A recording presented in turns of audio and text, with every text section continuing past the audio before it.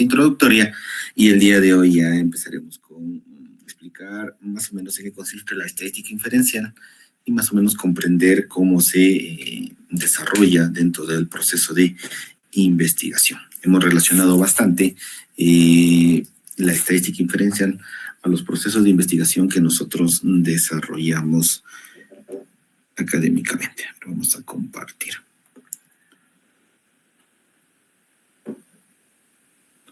Muy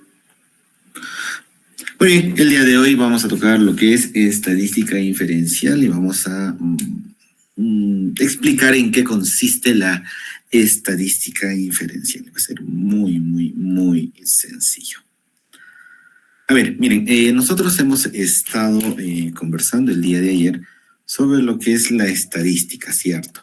Y decíamos que la estadística es una ciencia que tiene métodos, técnicas y herramientas mediante las cuales recopilamos datos, organizamos esos datos, hacemos el resumen, analizamos y tomamos decisiones, ¿cierto?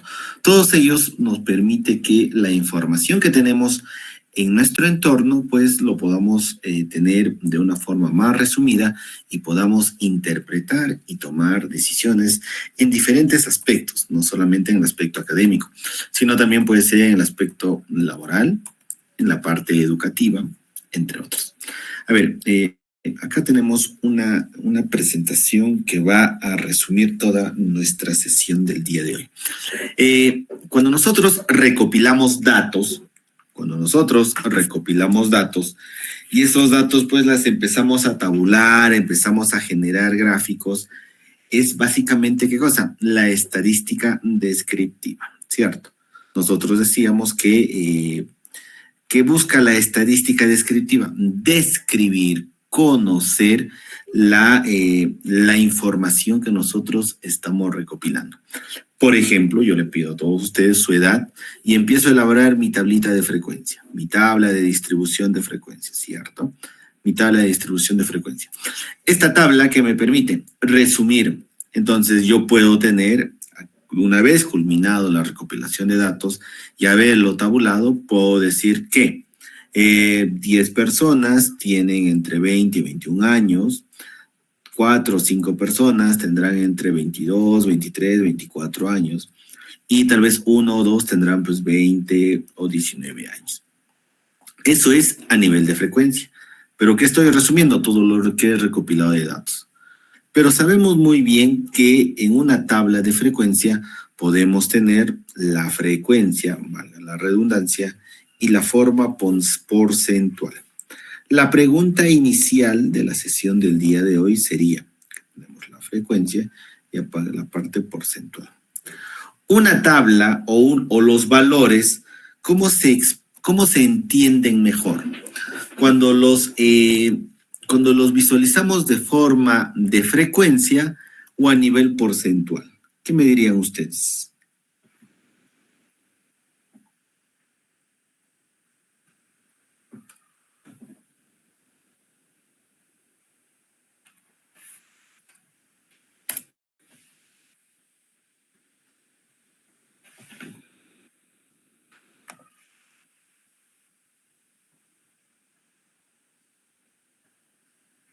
¿Puedo responder, doctor? Buenos días. Sí. Okay. Creo que si nosotros queremos que sea más fácil comparar diferentes grupos o entender la proporción que representa cada valor, los porcentajes serían generalmente más claros.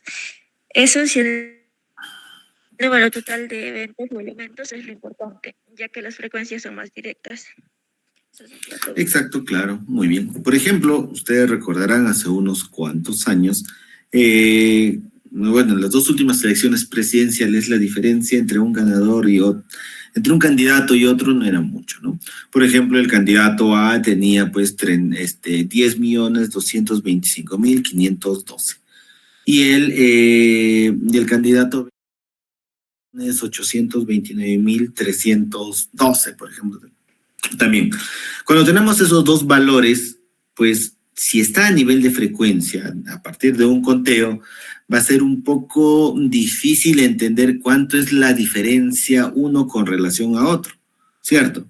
Pero si yo les dijera, el primero tiene 50.2% y el segundo tiene 49.8%, entonces podemos entender que la diferencia uno con otro es pequeñísima, ¿cierto?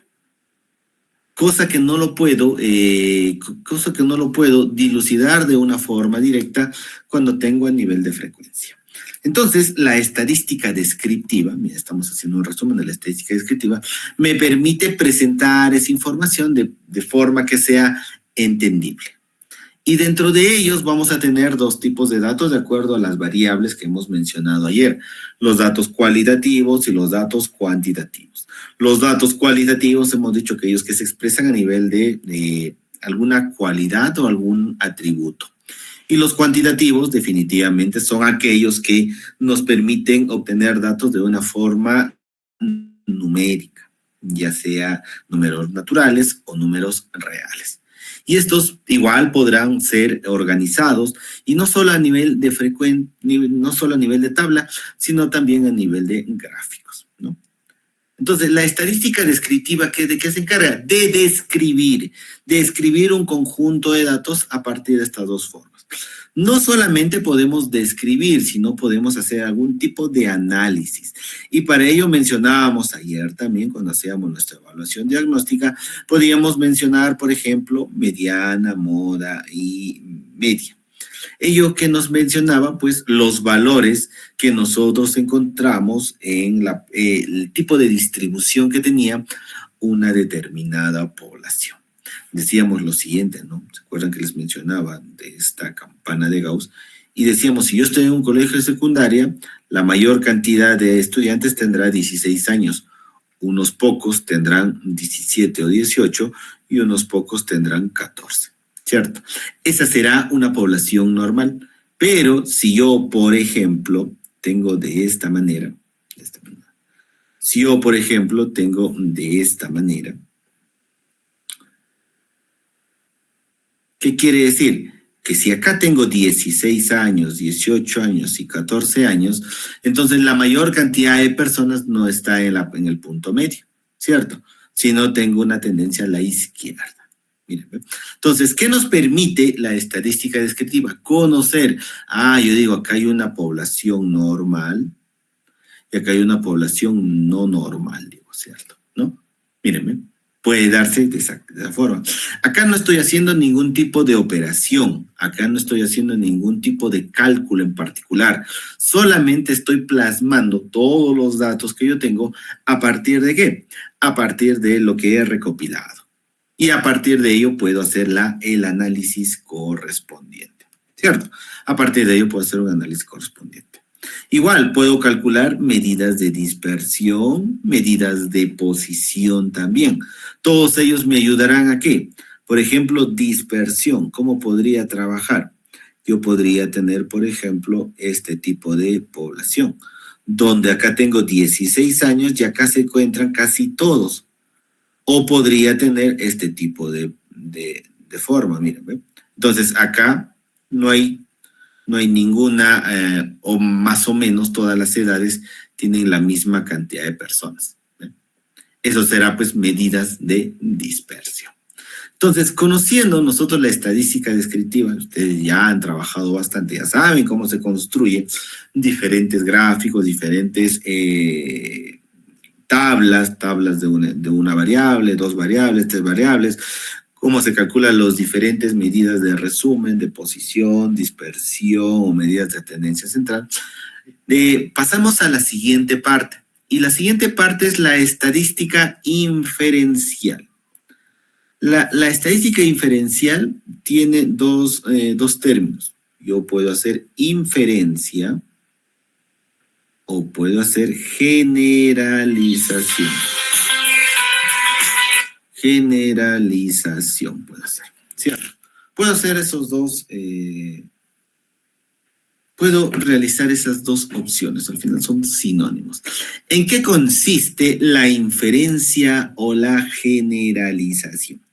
Por ejemplo, si yo les dijera, vamos a hacer un sondeo para ver quiénes son los posibles candidatos para las futuras elecciones dentro de la provincia de Tarma.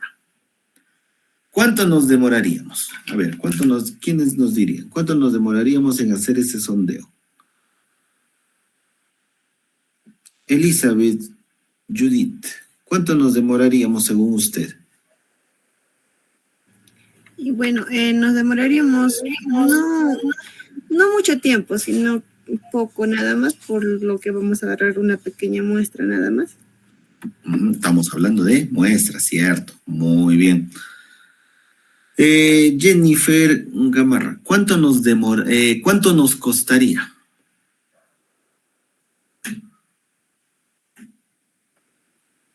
Jennifer Gamarra. 2.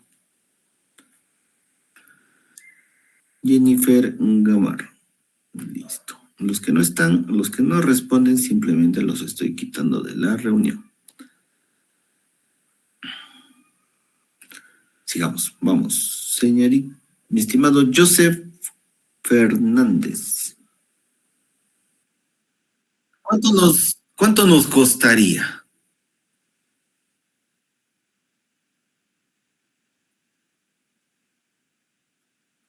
Ajá, muy bien, listo. Entonces, ¿qué están mencionando?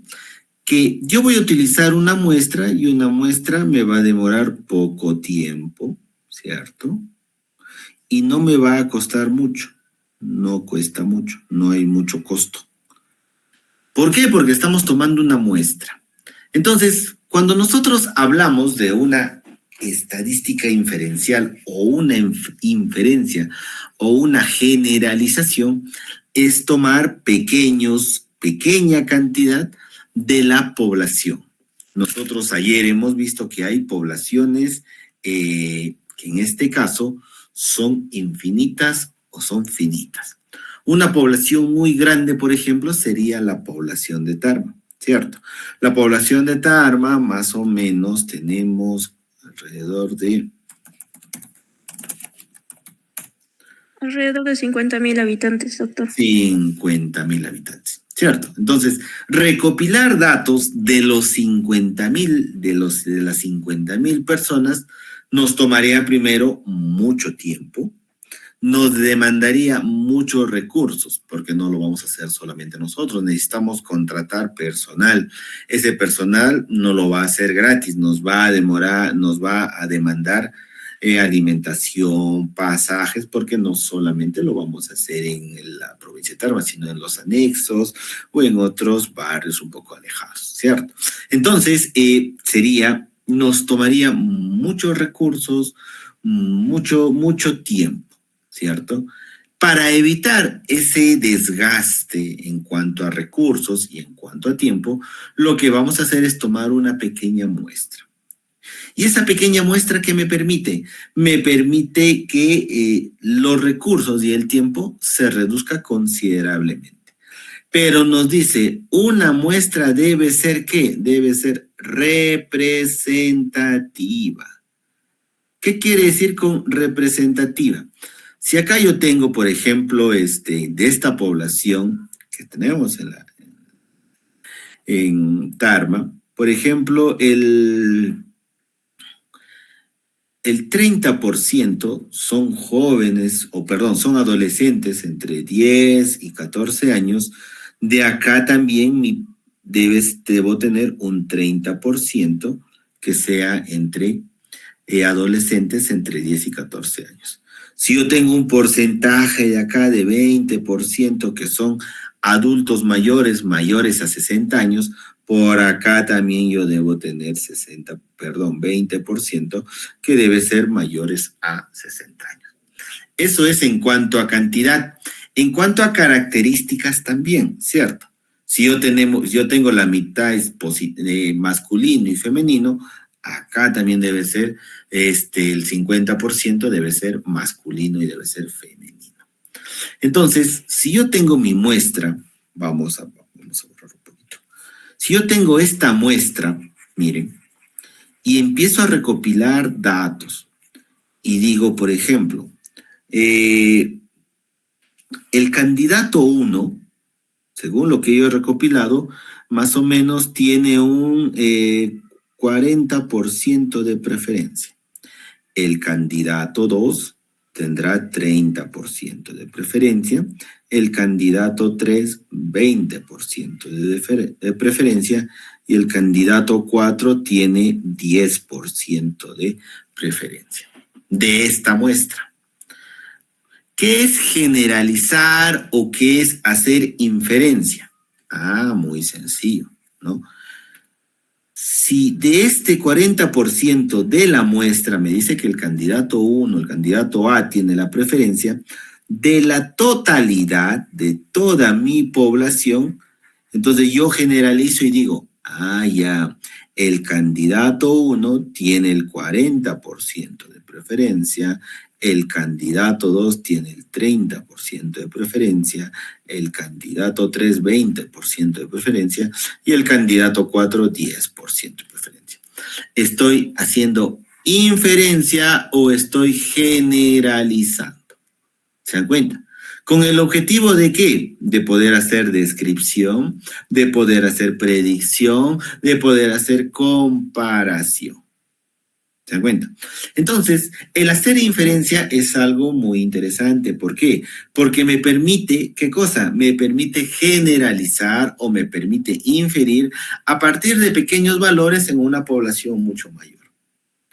Pero acá empieza a existir algo, empieza a aparecer algo que será un margen de error. ¿Cierto? Cuando salen los resultados a boca de urna después de las elecciones, dice lo siguiente, ¿no? Flash electoral, dice, ¿no? Y ellos no han entrevistado a toda la población que ha votado, ¿cierto?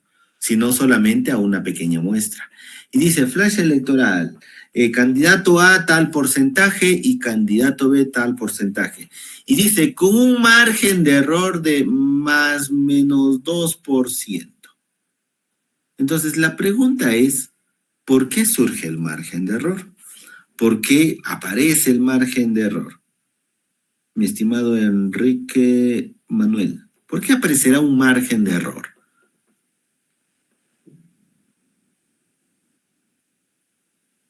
Sí, licenciado. El margen de error aparece porque los datos que se obtienen no son del todo precisos. Digamos que es una encuesta a una cierta cantidad de personas y si esta cierta cantidad de personas no representa a una población, es decir, digamos, la población es los estudiantes de la universidad, de la UNAD, y la muestra sería los estudiantes de segundo ciclo o tercer ciclo de la UNAD. Muy bien, pero también debemos mencionar que el margen de error surge o aparece a partir o en base a la calidad de la información, como mencionabas. Por ejemplo, si yo le digo, pues, ¿por qué persona votó? Y por temor, por vergüenza de decir un candidato A, dice el candidato B. La siguiente persona también ha votado por el candidato A y yo le pregunto, le hago la interrogante, le digo, ¿por qué candidato ha votado? Y me dice por el candidato C. Ya, entonces, ¿esto qué me dice? Que mucha de la información no siempre es la que realmente sucede. Por ejemplo, en alguna oportunidad nosotros hemos mandado a ver la preferencia de las personas con relación a empresas que vendían, ¿cómo se llama? Ataúdes. Entonces le decíamos, si usted fallece, ¿dónde va a comprar su ataúd? O si algún familiar va a fallecer, ¿dónde va a comprar el ataúd para ese familiar? Entonces, por temor, los chicos, porque habíamos trabajado con varios estudiantes, por temor esos chicos a preguntarle a la persona, pues una pregunta muy sensible, ¿no? ¿De dónde va a comprar un ataúd? Lo que hicieron fueron, pues, se sentaron en un parque y ellos mismos empezaron a rellenar, ¿no? según su criterio, según su conocimiento, más o menos. Y empezaron a rellenar. Nosotros estábamos caminando por ese parque y los vimos sentados, muy bien felices, conversando y rellenando cada uno de ellos. Entonces, la información será la que realmente sucede dentro de la realidad. No. Entonces, por eso existe margen de error. También, por ejemplo, alguna vez hicimos un estudio sobre violencia familiar. Entonces dijimos, una de las preguntas, ¿usted recibe maltrato físico? ¿Usted recibe maltrato psicológico? Y simplemente decían que no. Pero cuando íbamos a la comisaría, por ejemplo, a la Defensoría de la Mujer, encontrábamos que esa persona había hecho denuncia pues 3 o 4 veces. Entonces, ahí la información que nos había brindado, la información que nos habría proporcionado, simplemente era, ¿qué cosa? Simplemente era incorrecta. Entonces, por eso surge margen de error, ¿cierto? Para poder prever tal vez estas posibles respuestas incorrectas o que no se acogen a la realidad. Entonces, cuando yo hago la inferencia estadística, muchas veces la inferencia estadística me orienta ¿a qué? Me orienta a poder responder ¿qué cosa? Hipótesis. Entonces, la pregunta será, pues, ¿qué es una hipótesis? ¿A qué nosotros hacemos referencia con una hipótesis? Señorita Marjorie, ¿qué será una hipótesis para usted? Bueno, la hipótesis es, podríamos decir que es algo que, o sea, es como que ya algo lo que se tiene, un pronóstico. Muy cerca, pronóstico, nos dijo. Yo podría Adelante.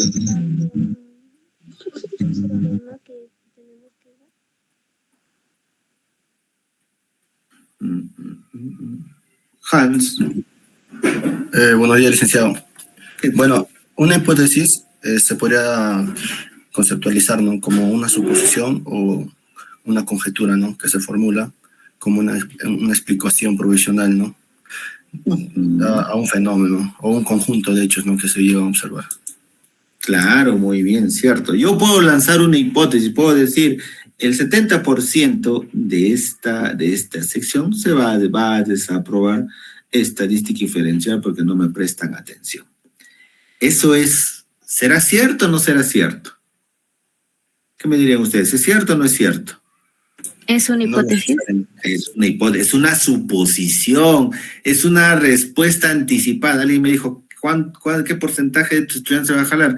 Entonces yo digo, se va a jalar un 70%. Es una suposición, es un supuesto, es una conjetura. Pero esta hipótesis no solamente debe quedar en la conjetura, sino puede ser dos cosas.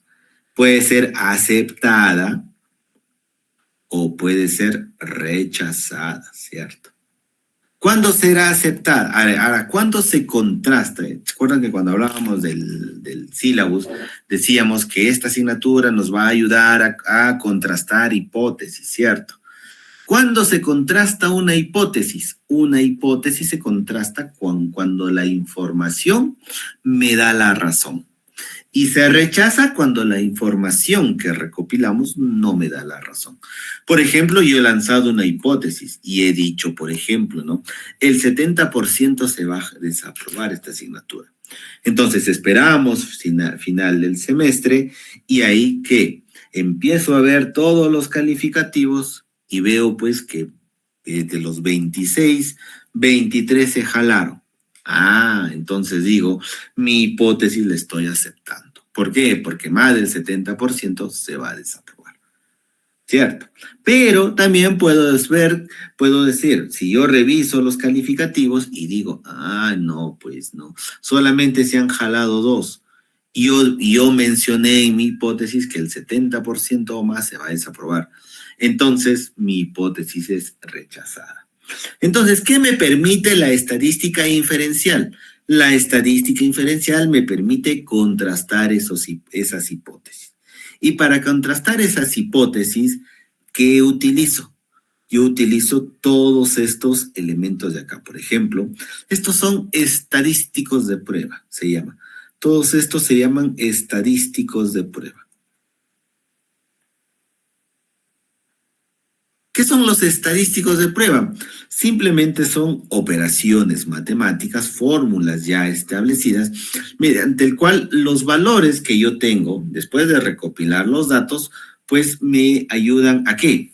A contrastar o rechazar esa hipótesis. Es lo que me dice. Pero, por ejemplo, hablábamos de variables cualitativas y cuantitativas.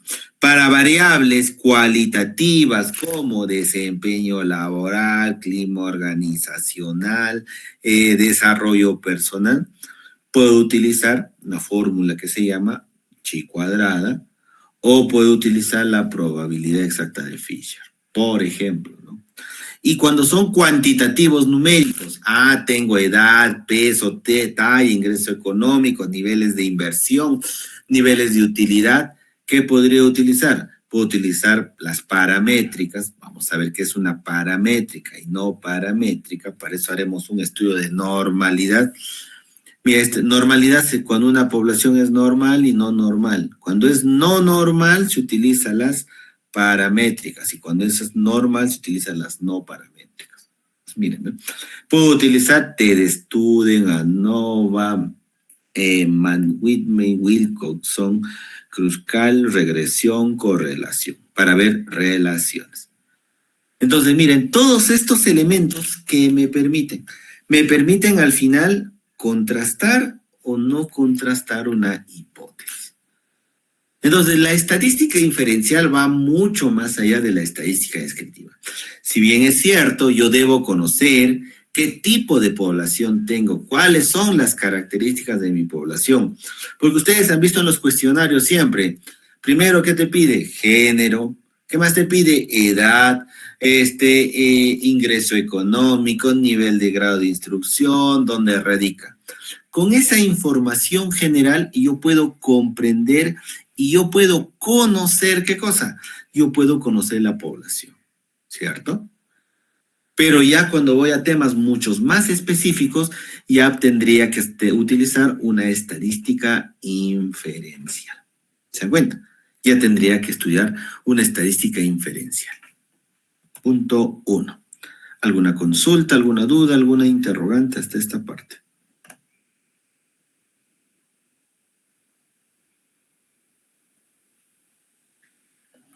No, licenciado. Esperemos que me hayan comprendido todo o nada. Muy bien, sigamos. A ver, segunda parte que más práctica. Nosotros hemos dicho que con la estadística inferencial, ¿qué vamos a hacer? Vamos a comprobar o vamos a contrastar una hipótesis, ¿cierto? Entonces, la pregunta será, pues, ¿por qué, de dónde en un proceso de investigación surge una hipótesis? ¿Cierto? ¿De dónde surge una hipótesis? ¿Por qué surge una hipótesis? ¿Y en base a qué surge una hipótesis? Pero lo voy a poner un poquito para acá. Listo. Y mejor un poquito más abajo. Listo. A ver. Toda investigación, miren, vamos a hacer una secuencia. Toda investigación surge con un problema. ¿Cierto? Problema. Con un problema. Y los problemas tenemos pues en todos los ámbitos, laborales, académicos, familiares, sentimentales, entre otros, sociales. Vamos a la parte laboral, por ejemplo. Entonces, lo que nosotros debemos mencionar que un problema siempre debe buscarse una solución al problema. El problema siempre afecta el actuar, siempre afecta el quehacer de alguna institución o alguna empresa o alguna persona, ¿cierto? Por ejemplo, yo quiero ver, por ejemplo, tengo un problema. ¿Por qué mis estudiantes tienen un bajo rendimiento académico? ¿cierto? Porque tienen un bajo rendimiento académico. Entonces, mi problema será, pues, el rendimiento académico, ¿cierto? Rendimiento académico. Muy bien. ¿Pero en base a qué? Yo puedo decir, en base a las tecnologías de información y comunicación. Entonces yo menciono que existe un bajo rendimiento, puedo pensar que existe un bajo rendimiento académico porque los estudiantes en la etapa virtual pues no utilizan las adecuadas tecnologías de información y comunicación. Eso es lo que yo quiero conocer, ¿cierto? Me estoy preguntando, ¿habrá alguna relación entre el rendimiento académico y las tecnologías? ¿Sí o no? ¿Cierto? Estoy buscando la relación de dos variables. Con ese problema, ¿qué hago? Miren, con ese problema, ¿qué hago? Muy bien. Con ese problema, hago una investigación que generalmente se llama marco teórico. Ese tema no creo que sea nuevo, ¿cierto? Sino ese tema ya lo han estudiado, ya lo han comprendido, ese tema ya ha sido estudiado en otros lugares, en otro periodo. Existen teorías, existen autores que hablan sobre el rendimiento académico y las tecnologías de información y comunicación. Entonces, acá, ¿qué hago? Una revisión, ¿no? Reviso tesis, reviso libros. ¿Con qué objetivo? De comprender qué es el rendimiento académico y qué son las tecnologías de información. Entonces, en esos estudios anteriores dirá pues que sí hay una relación, no hay una relación, entre otras cosas. Me dirá el rendimiento académico, pues es el rendimiento conceptual, aptitudinal, procedimental, según según el tipo de evaluación, evaluación de casos. Me da un conjunto de elementos que yo empiezo a conocer. Por eso siempre le dicen a ustedes, ¿no? Revise la teoría, revise los antecedentes, revise las investigaciones anteriores. Y con esas investigaciones me dice, pues que sí existe. Ya. Entonces, ¿qué hago? Yo lanzo mi hipótesis. Entonces yo digo, existe relación entre el rendimiento académico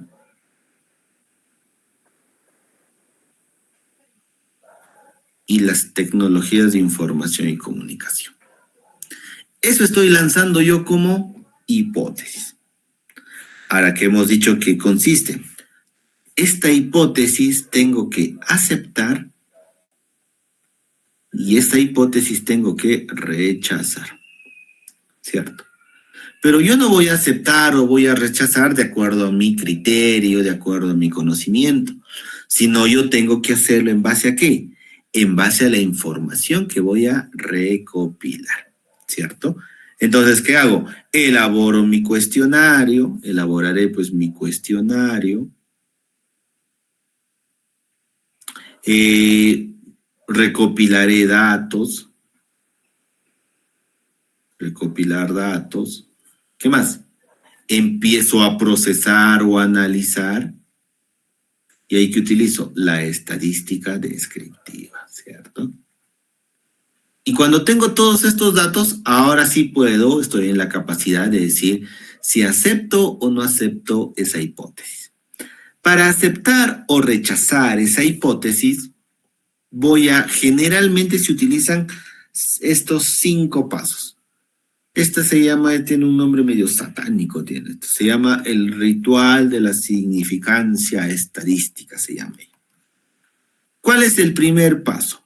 El primer paso para yo contrastar una hipótesis es formulación de la hipótesis. Entonces yo tengo mi hipótesis de investigación, ¿cierto? Que dice que sí existe relación, yo estoy mencionando. Pero también existe una hipótesis nula. Y la hipótesis nula simplemente es lo contrario, lo opuesto. ¿Cuál será? ¿Cuál será la hipótesis nula? Le vamos a preguntar. ¿Cuál será la hipótesis nula de mi investigación? Señorita Nadine Vicente.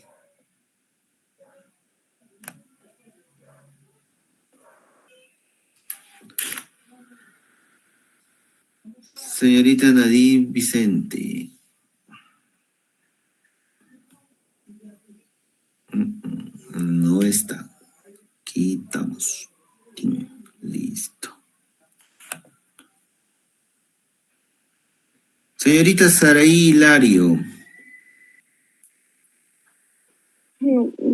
Bueno, la hipótesis nula podría ser una afirmación que le dan a una información hasta que haya unas evidencias más fuertes para que lo digan lo contrario.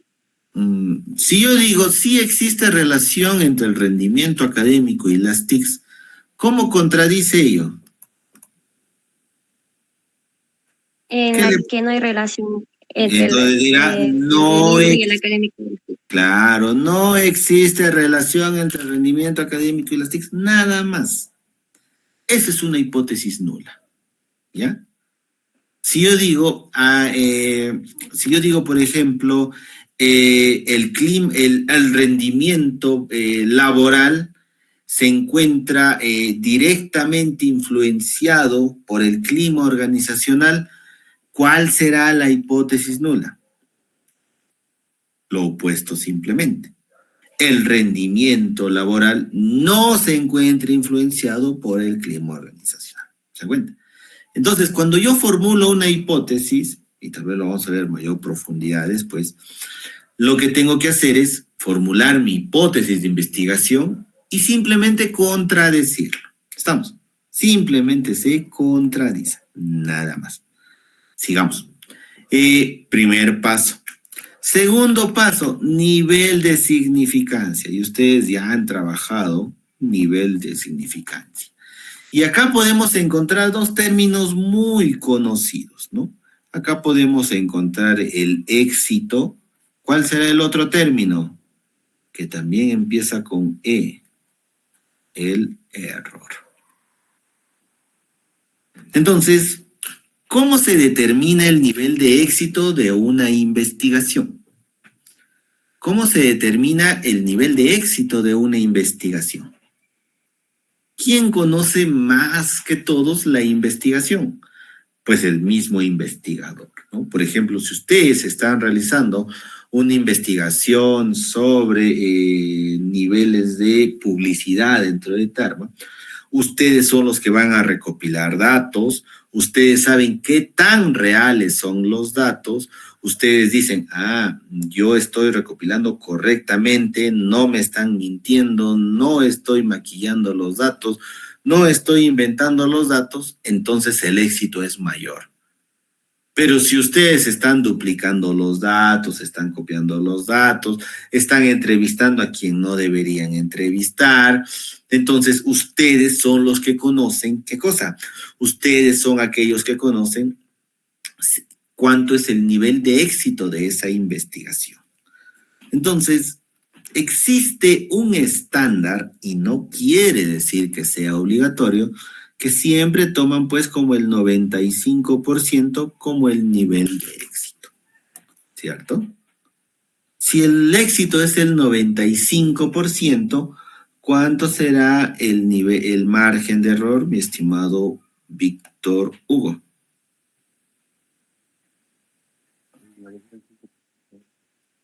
¿Cuánto? Perdón, no lo escuchamos. 5%. 5%, claro, simplemente el 5%, ¿no? Si yo digo si mi margen de error es el 2%, porque la información que he recopilado es muy buena, es real, yo he sentido de que las respuestas que me han dado son las que realmente suceden, ¿cuánto será mi margen de error, mi estimada Vania Silvana?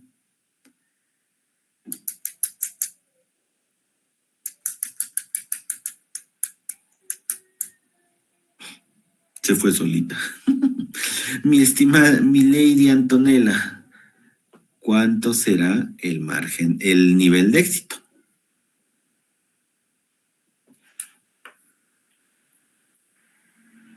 Un 95%.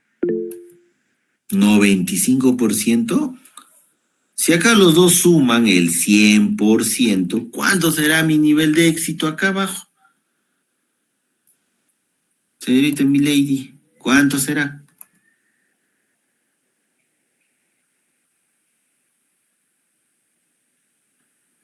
De 98. Claro que el 98%. Cierto. Muchas veces decimos que a menor nivel de margen de error, pues la investigación es más creíble, la investigación es más adecuada, la investigación es más pertinente, ¿cierto? Pero si yo tuviera un margen de error pues del 10%, 15%, la pregunta es, ¿será creíble esa investigación? No. No es creíble, ¿cierto? Pues lanzamos el flash electoral y decimos, el candidato A tiene 45%, el candidato B tiene 42%, pero estamos trabajando con un margen de error del 15%. Le podrán tomar, dirán, ya hay un ganador, le podrán tomar la verdadera seriedad a esa información o ya no. No. Para nada, ¿cierto? ¿No? Entonces, miren, mucho el margen de error no es que, pues, no es que sea tanto por la información, sino porque nosotros como investigadores debemos, ¿qué cosa? Debemos buscar que la información sea lo más real, lo más preciso, y a partir de ello podemos dar, pues, una validez a una investigación. Y cuando hacemos una investigación con un margen de error y la publicamos, muchas veces otros investigadores en la parte de nuestro marco teórico toman nuestra investigación, ¿no? La investigación realizada por los estudiantes de tal semestre, si es, lo he utilizado como referencia. Entonces, miren, ¿ven? ¿Qué determinamos? El nivel de significancia. Muchos de nosotros, o muchos siempre utilizan pues el 5% o representa el 0.05%. 0.05%. Muy bien. Listo. Vamos al tercero. En el tercero dice el estadístico de prueba. ¿Qué será el estadístico de prueba? Bueno, acá ya hemos visto. El estadístico de prueba no es más que alguna de estas pruebas que vamos a utilizar con la información recopilada para calcular ¿en base a qué? En base si ya tenemos variables cualitativas, variables cuantitativas, si tenemos alguna investigación que sea descriptiva, correlacional o predictiva. Entonces, acá depende mucho de qué. Acá depende mucho de qué. Del tipo de variable, sobre todo. Cuando hay una sustentación de tesis y usted hace su comprobación de hipótesis, lo primero, por ejemplo, si usted utiliza el chi cuadrado, una pregunta fija que les digo para su sustentación de tesis, el jurado le va a decir, ¿por qué has utilizado el chi cuadrado? Esa es una ley que preguntan en todas las sustentaciones. ¿Por qué ha utilizado el chi cuadrado? Y la respuesta será, pues bueno, he utilizado el chi cuadrado porque las variables con las que he trabajado son variables cualitativas. Y le puede decir, son variables cualitativas todavía ordinales o nominales. Le puede decir, el nivel de satisfacción es una variable cualitativa ordinal, porque el nivel de satisfacción es medio, bajo, alto. Y le puedo decir, el clima organizacional es una variable cualitativa nominal, le puede decir, porque solamente hemos considerado si está de acuerdo o no está de acuerdo con qué, con el clima organizacional. ¿Se da cuenta? Entonces, esa es una fija en todas las sustentaciones de tesis. Entonces, acá lo que definimos, ¿qué cosa es? ¿Qué estadístico de prueba yo voy a utilizar? Y existen muchos estadísticos de prueba. Acá simplemente tenemos los más conocidos, ¿no? ¿Cuáles son los más conocidos? Regresión, correlación, T-de-Student, Fisher, y existen, por ejemplo, coeficiente de correlación de Pearson, correlación Spearman, Kendall, entre otros. Esos son los más conocidos de la infinidad que hay. Muy bien. Habiendo identificado qué tipo de estadístico de prueba, como les mencionaba, por ejemplo, ¿qué es un estadístico de prueba? Simplemente es una fórmula, por ejemplo.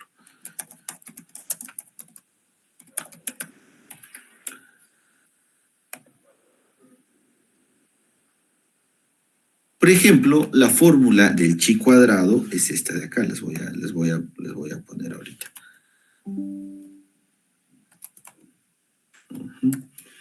Listo. Este, por ejemplo, es la fórmula del chi cuadrado. Ahorita lo voy a reducir.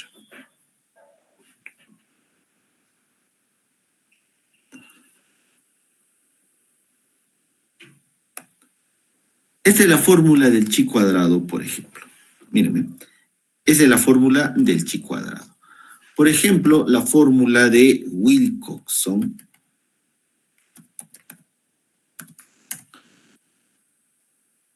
es una fórmula un poco más complicada. Esta será esta será la fórmula de Wilcoxon, por ejemplo. Entonces, todo estadístico de prueba no es más que una fórmula que yo tengo que calcular en base a ¿qué? En base a los datos que he recopilado. ¿Se dan cuenta? No es más que ello. Entonces, en el resultado que me va a dar esta fórmula y esta fórmula simplemente se denomina p-valor o valor p. Cualquiera, p-valor o valor p. Así se denomina. El resultado de cualquiera de los estadísticos de prueba se va a denominar p-valor o valor p. Muy bien. Entonces, en la cuarta etapa, ¿qué es lo que hago? Aplico esta fórmula y calculo este valor. Entonces acá dice en la cuarta etapa, en el cuarto paso, yo voy a estimar el p-valor. Miren, voy a estimar el p-valor. ¿Y cómo se estima el p-valor? Muy fácil, ¿no? Puedo agarrar mi hojita y empiezo a resolver esta fórmula. Puede ser de forma ¿qué? Puede ser de forma manual. Puede ser ¿cómo? Puede ser utilizando el SPSS. ¿Puedo utilizar qué cosa? Puedo utilizar el Excel. ¿Puedo utilizar qué cosa? Puedo utilizar una calculadora. ¿Puedo utilizar qué cosa? Puedo utilizar un programa que se llama Minitab también. Puedo utilizar, entre otros programas. Cualquiera yo puedo utilizar. Si deseo, puedo hacerlo hasta de forma manual. Hay fórmulas que son muy grandes, hay fórmulas que son muy pequeñas, pero cualquiera de ellas yo podría utilizar para calcular ¿qué cosa? Para calcular el valor P. ¿Estamos? Y en el quinto paso, que es el último paso ya, lo que yo debo hacer es, vamos a ponerle este acá, listo.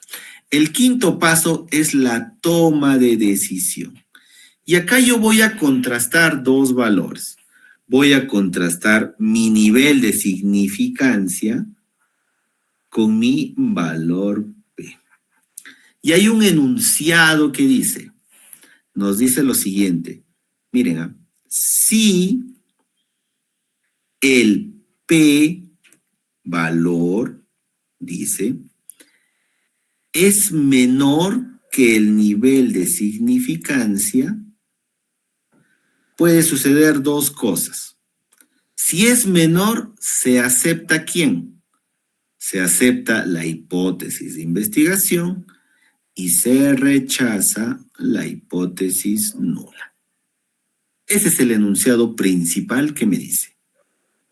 Nuevamente, dice, si el p-valor, si este valor es menor que el 0.05, entonces acepto la hipótesis de investigación y rechazo la hipótesis nula.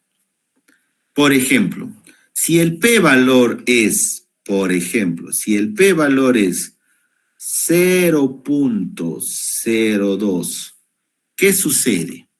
y mi nivel de significancia es 0.05. ¿Qué se acepta y qué se anula? A ver, ¿qué me dirían ustedes?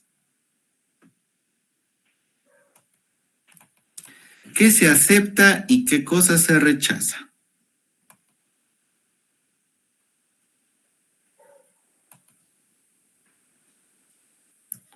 Vamos.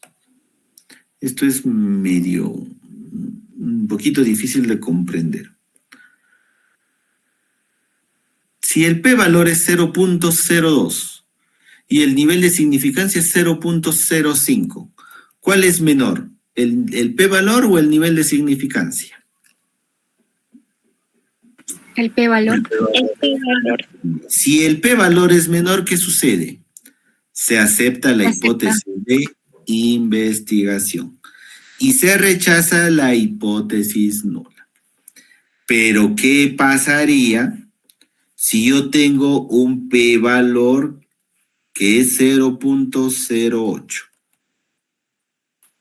¿El p-valor es menor que el nivel de significancia o no? No. Es mayor. Sucede lo contrario. ¿Qué pasa entonces? Se rechaza la hipótesis de investigación y se acepta la hipótesis nula. Miren, ¿no? Facilito. ¿Cierto? Entonces, estos son los pasos que yo debo seguir. ¿Para qué? Para comprobar una hipótesis. ¿Y todo esto qué es? Todo esto es inferencia estadística. ¿Se dan cuenta? Todo esto es inferencia estadística. Está sencillo, ¿no? No tiene nada de complicado. ¿Se entendió? ¿No se entendió? ¿Alguna parte que quieren que repita nuevamente, por favor?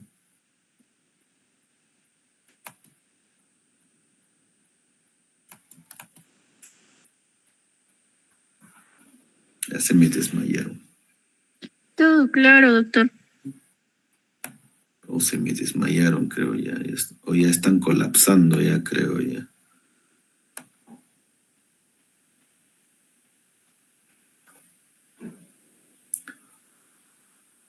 ¿Se entendió, Hans?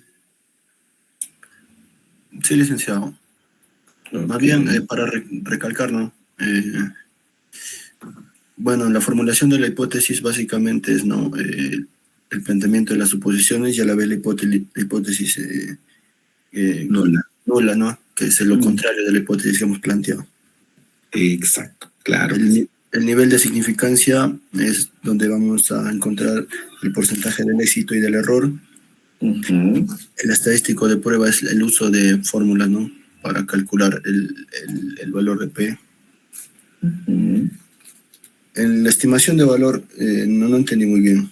¿Cuál es la...? A ver, en el estadístico de prueba yo digo, ¿qué estadístico voy a utilizar? Acá yo digo, acá solamente menciono qué estadístico. Allá voy a utilizar el coeficiente de correlación de Pearson, o voy a utilizar el chi cuadrado, o voy a utilizar Spearman, por ejemplo, o lo que tenemos acá también, ¿no? O puedo utilizar el T-Student, puedo utilizar ANOVA, entre otros. Cada uno dependerá, pues, de qué tipo de variable. Acá solamente decido, voy a decidir qué estadístico, cuál de ellos voy a utilizar. Y cada uno ya hemos mencionado que es una fórmula en particular que tiene. Bien, conociendo qué estadístico de prueba yo voy a utilizar, pues el punto 4 es calcular este p-valor. Calcular esa fórmula, y lo puedo calcular ya sea de forma manual. Ya puedo calcularlo con el SPSS, o con el Excel, o con una calculadora simple o científica, o utilizo un programa llamado Minitab, o cualquier otro programa estadístico que yo tenga. El resultado de acá, ¿qué debe ser? Mi p-valor. Acá me puede decir que el p-valor es 0.03. Listo. Con ese 0.03 paso al siguiente paso. Paso a la siguiente etapa. Y digo, 0.03 será menor, vamos a poner otro color, será menor, dice.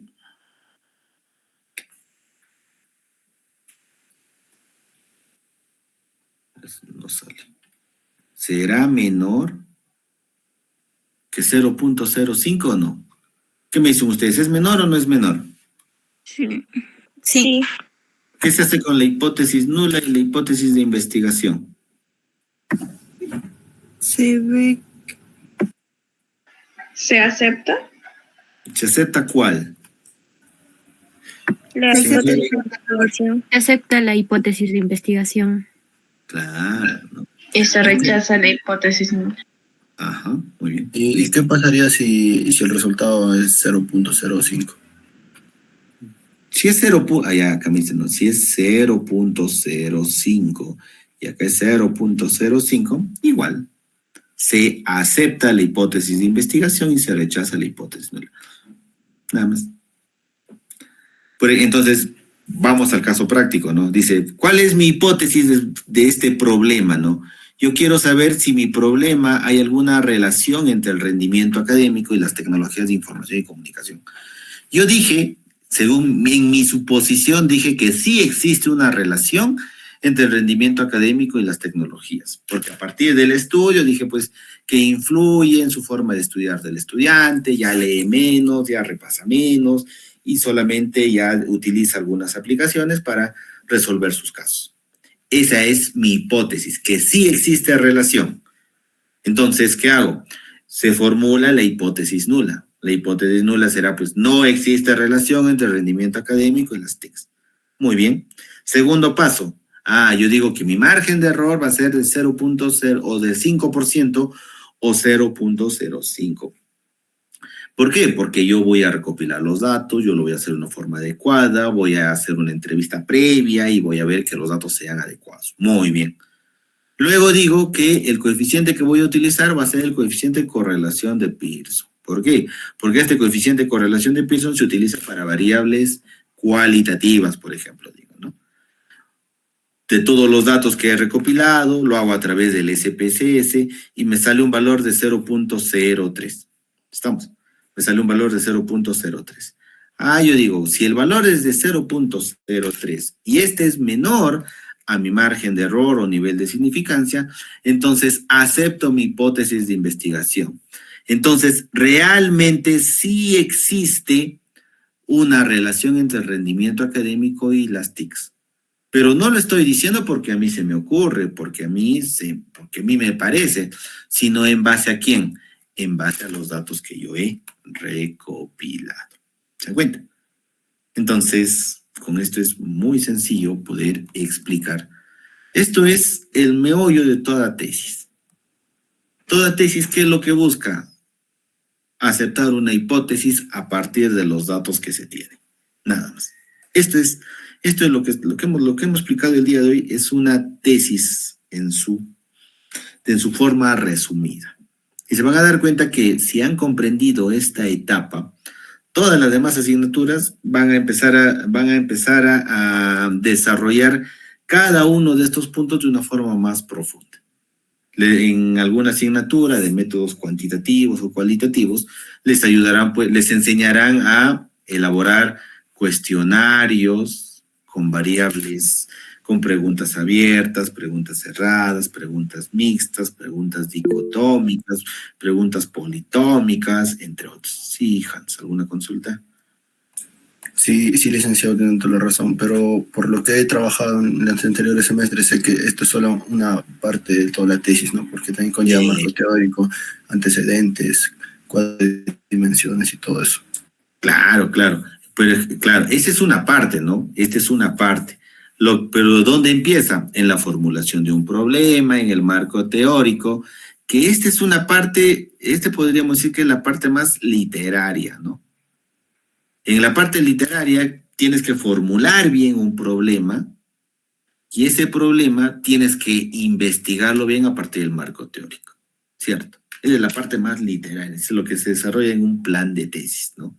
Y la parte metodológica, qué metodología, qué población, qué muestra vas a utilizar. Y esta parte es la parte, como le digo, más operacional en todo caso. Toda esta comprobación de hipótesis es la parte más operacional. ¿Se dan cuenta? Listo. Muy bien. Listo. Entonces, cuando hemos comprendido esto, genial, ¿no? Entonces, a partir de la siguiente clase, lo que vamos a hacer es a partir de la siguiente clase es vamos a desarrollar tal vez esta parte que son los, esto es lo que más nos va a demandar. Esto es lo que más nos va a demandar.